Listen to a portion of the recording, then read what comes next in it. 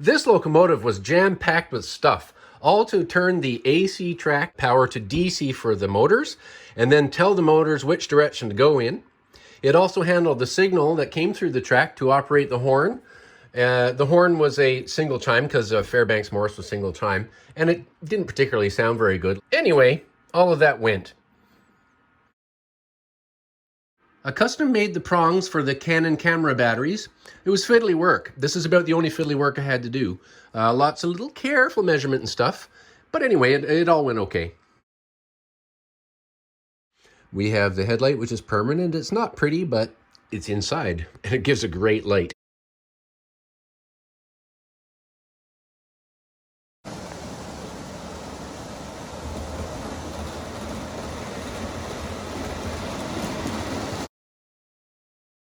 This is all just temporary wiring put together like this. When I'm done, I'm going to trunk wiring all soldered together under things. As a temporary measure, of course, here's an on-off switch, but it's really fast. Like, you know, it's either full speed or not until I get the potentiometer and the reverser that are coming in the mail. This locomotive, I've had it about 15 years. It used to be Erie Lackawanna. It's a K-Line product.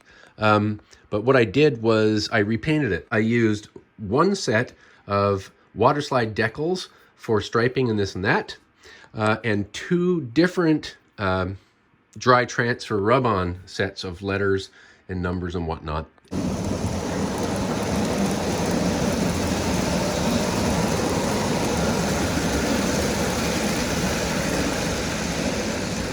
Nicholas Morant was a famous railway photographer. He worked for the CPR. Morant's Curve near Lake Louise, Alberta is famous for its location. And it's sort of set up like this right here, except on a grander scale, obviously. This is my version of Morant's Curve is scaled down.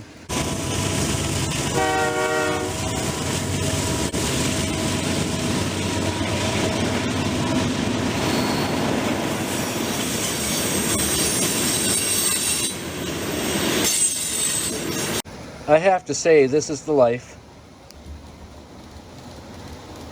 So, buddy, what do you think of the train?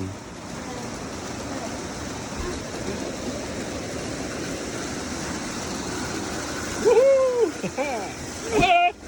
In this train, I have some of my old Lionel from the 1940s and 50s.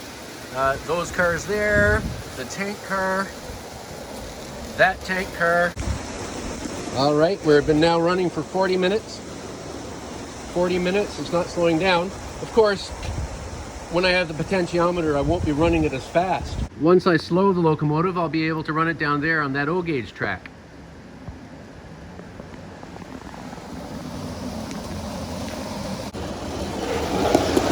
"55 minutes.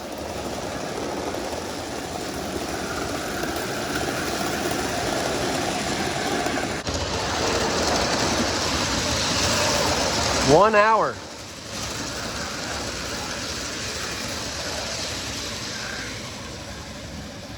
All right, so they've been going for over 70 minutes. I have to go eat lunch now. I'm getting hungry. I wired the two 7.4 volt batteries in parallel. Given that they're in parallel and each battery is 2800 milliamps, that means this engine's running at 7.4 volts with 5600 milliamps available. So we're at 75 minutes now, and you know what? It's not slowing down. All right. It is time to eat. Turn off the power, turn off the headlights. I'm not going to discover today how long this will run on these batteries because I have to eat lunch and do other things, but suffice it to say, you have a lot of available power. I think this old locomotive by Williams, which I weathered, is next.